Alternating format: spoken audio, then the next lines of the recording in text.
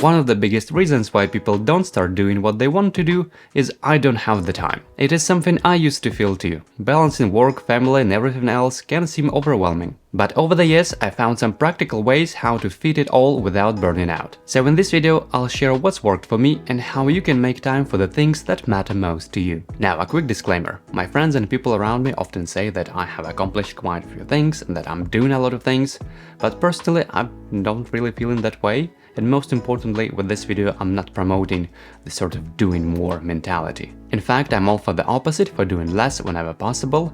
But let's say if you feel stuck on your 9-to-5 job and you would like to start some passion project or some new side hustle, but you genuinely don't know how to fit it in your life, this is where my tips hopefully come in handy. And maybe let me give you a quick overview of the things that I do just to give you a sense of what my life looks like. And if you want to go straight to the practical tips, please feel free to skip ahead, I'll put the timestamps in the description of this video, but I thought it would be worth mentioning this first. So I work as a music curator for Beatport and that is my main job at the moment. And in case you don't know, Beatport.com is the world's largest DJ store, where lots of DJs downloading their music and preparing their playlists to play in clubs and festivals and so on. And as a part of my curation duties, I listen to all new music, which is about 3,000 tracks every week. I know it sounds crazy. And I decide what to feature on the store, what releases to highlight, in order to serve the community of electronic dance music fans in the best possible ways. This is definitely a very interesting role and I already learned a lot from it, and I even created another video to share 5 life lessons that I've learned from music curation that you can watch over there. But for the sake of today's video of work-life balance and time allocation to this job, it's not my full-time job, but it's kinda getting close to that, I would say. My second part-time job also relates to the music industry, and that is my role of a label manager at Juve Recordings. Now, Juve Recordings is a record label run by John W. Fleming, and I've been fortunate enough to help John with his label since 2015, I suppose. And over the years, my involvement and my role in this label have been changed several times back and forth, and I've been scouting new talents as an R manager, and I've been posting some social media posts as basically social media manager. Now I've been creating artworks, and now I'm more like overseeing the general label pipeline, making sure there are releases in stock and they are delivered on time on all music platforms, and so on.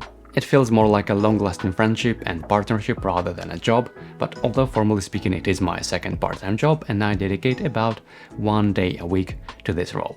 Another thing that I do is occasionally playing DJ gigs. I've been very lucky to play at some big stages and having international gigs and local gigs, and at some point I was running my own club nights, so this whole DJ career has definitely been a big part of my life. Nowadays I'm slightly transitioning away from that career path because I'm enjoying creating music for Beatport so much, and my efforts in that directions feel more impactful to the whole electronic dance music community around the world, but as I said, occasionally I still do play gigs. Another thing that I do is hosting my monthly radio show called Rave Podcast that I've been creating since 2011. Historically, this has been one of the many things that I've been doing to support my DJ career and push my artist name further, alongside like music releases and guest mixes and all of that. But now, as I'm slightly care less about having gigs and all of that, this radio show feels more like a standalone thing on its own, and I'm just using it to express myself musically and to share the music I want. It's hard to say how much time it takes for me to make one episode of this monthly radio show, because I'm listening to music and downloading to music and digging for new music throughout the whole month, but I would say my educated guess would be around 10 to 20 hours per episode. My next project, or side hustle if you will, is this very YouTube channel. I started this channel about 3 months ago, and so far I have pretty mixed feelings, because I'm not always enjoying doing this in the moment, and you can probably tell how much I struggle to record these videos, and it's a pain. But on the other hand, it feels nice, and it gives a long-term fulfillment, and it aligns with a lot of things that I value, so yeah, it feels okay. I'm not sure if I'll be able to continue recording videos for the next decade like I've been doing for my radio show, but nevertheless, I'm treating this at least mentally as my main side hustle, at least the main thing that I do outside of my job, or jobs plural, In terms of time allocation, one video per week takes me about 10 hours. I also have a page on Patreon where I share some exclusive content. And having a page on Patreon feels a little bit more intimate, where I can share things a little bit more freely. For example, there is a monthly series called Creator's Journey, where I share behind the scenes and stats and strategies and struggles behind my YouTube channel. Now, in terms of the personal side of things, I'm a family man and I'm a very lucky dad of a lovely 7-year-old boy. And I'm not gonna cover details here, but you can probably imagine all the activities and fun stuff and responsibilities of that role as well. I've also been going to the gym somewhat consistently for the past 4 or 5 months. And to be honest, I don't want to get bulky or beefy. I'm going there purely for relaxation and just to keep myself in the shape, mostly mentally. And to finish off this list, I'll also mention that I'm playing World of Warcraft. Now, gaming has been a huge part of my life as long as I remember myself. Especially I'm enjoying the RPG and MMORPG genres. So this is something that I've been doing for quite a while and I'm enjoying this a lot. And finally, let's move on to the practical tips of how I balance this whole mess called life. Alright, so the first tip that I would give that works for me is to start with goals and intentions. And why is that so and why is this important? Well, I think whenever we say I don't have the time, but oftentimes it means that there are some other things that are simply more important. And I know the word goal might feel a little bit intimidating, or there might be some certain expectations behind this word. So if you don't want to set goals, that's completely fine. But what I would encourage you to do is just sit and write down the things that are important to you and things that matter to you, and also try to articulate why is that so. I'm doing this process every 3 months.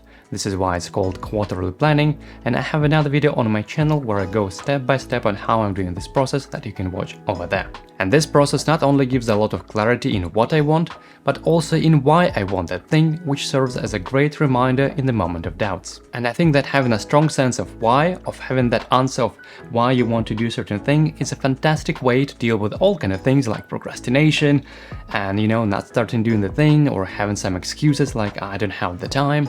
Well, if it is an important thing for you and you know why, then it's a no-brainer to do that thing. My second tip is to break down smaller tasks. Let's say you're coming back home from work and maybe you have a couple of hours before the bedtime.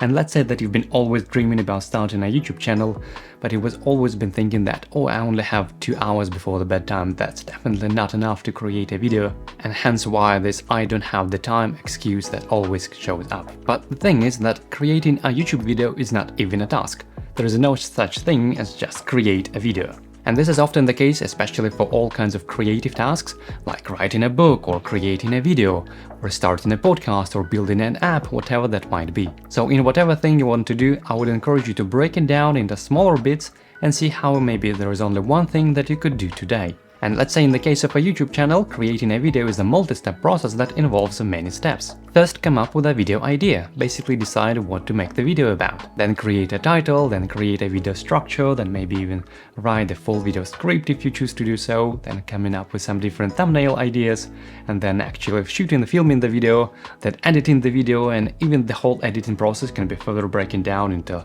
like color grading, and adding music and b-rolls and effects, and exporting, then publishing, and all of that. And not only each of those steps is much more actionable and doable than the abstract create a video, it also makes it much more easy to fit all of those individual tasks into different schedules. And let's say you have 2 hours before the bedtime, and well, great, that's a plenty of time to come up with a video idea. And maybe that's all you need for just one day. On the next day, you can go a little further with this and maybe break down the video into sort of structure, think about the way how I'd like to present it, and that would be enough for the day too. And so on, day after day, slowly but surely, step by step, you're getting closer towards the thing. On a more practical level, I would encourage you to start using a Task Manager app if you're not using it already. And a Task Manager is basically just a to-do list where you can add things, write things down, making sure you not forget anything, and just to clear up the space in your head for creative tasks. And it's also a nice visual way of tracking your progress and seeing that every step makes you closer towards finishing whatever you want to do. For many years, I've been using a task manager called Things, and just for the record, I have no affiliation with that company whatsoever,